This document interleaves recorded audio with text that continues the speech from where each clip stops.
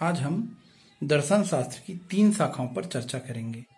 तत्व मीमांसा अर्थात मेटाफिजिक्स, ज्ञान मीमांसा अर्थात एपिस्टिमोलॉजी और मूल्य मीमांसा अर्थात एक्सियोलॉजी।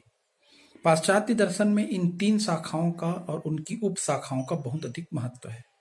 भारतीय दर्शन को इस तरह से 3 शाखाओं में बांटने की परंपरा नहीं रही है, पर पाश्चात्य प्रभाव से हम भारतीय दर्शन की भी इन 3 शाखाओं के आधार पर समीक्षा देख सकते हैं। क्योंकि हमने भारतीय दर्शन को पूर्व में पढ़ा है, तो किसी एक दर्शन को मैं उदाहरण देकर आपको 3 शाखाओं का अंतर संबंध भी बताने का प्रयास करूंगा।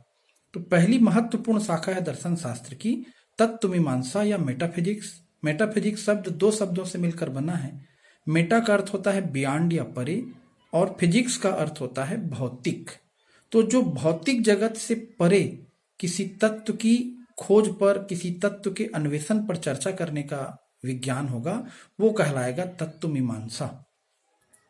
तो भौतिक जगत में हमारी ये प्रकृति, हमारी ये सृष्टि आती है, और उससे परे हम स्वाभाविक तौर पर आत्मा और ईश्वर के बारे में चर्चा करते हैं।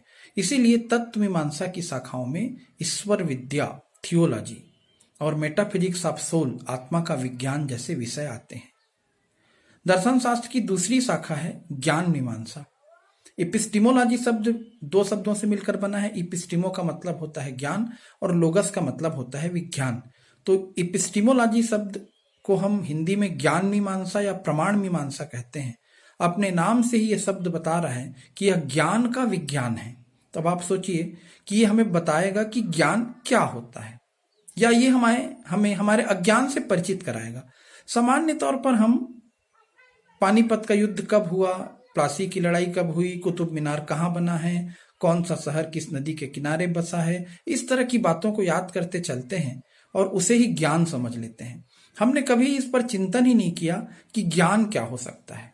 तो ज्ञान का स्वरूप क्या है, ज्ञान क्या है, इस पर चिंतन जिस शाखा में किया जाता है दर्शन शास्त्र की, उस शाखा का नाम है ज्ञान मीमांसा।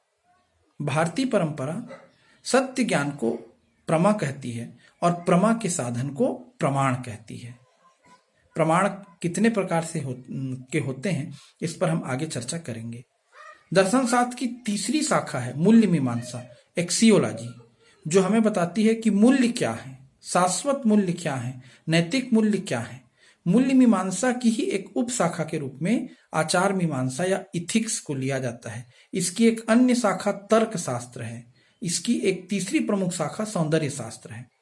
मूल्य मीमांसा बताएगी कि मूल्य क्या है, मूल्य का स्वरूप क्या होना चाहिए, नैतिक क्या है, अनैतिक क्या है, हमारे आचरण का आधार क्या होना चाहिए। अब हम इन तीनों शाखाओं का अंतर संबंध एक भारतीय दर्शन चार्वाक दर्शन के आधार पर समझने का प्रयास करते हैं। चार्वाक दर्शन की तत्व मीमांसा भौतिक जगत को ही सत्य मानती है। भौतिक जगत से परे किसी भी सत्य के, किसी भी तत्व के अस्तित्व को मानने से वो इनकार कर देती है। इसीलिए चार्वाक दर्शन ईश्वर और आत्मा के अस्तित्व को नहीं मानता।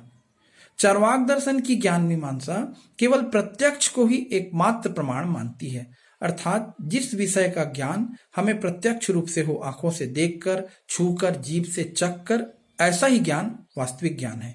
ज्ञान के अन्य साधनों पर, अनुमान, शब्द, उपमान आदि पर चार्वाक दर्शन की आस्था नहीं है। तो अब सोचिए, जो दर्शन भौतिक जगत को ही सत्य मानेगा, जो दर्शन प्रत्यक्ष को ही प्रमाण मानेगा, उस दर्शन की आचार मीमांसा क्या होगी।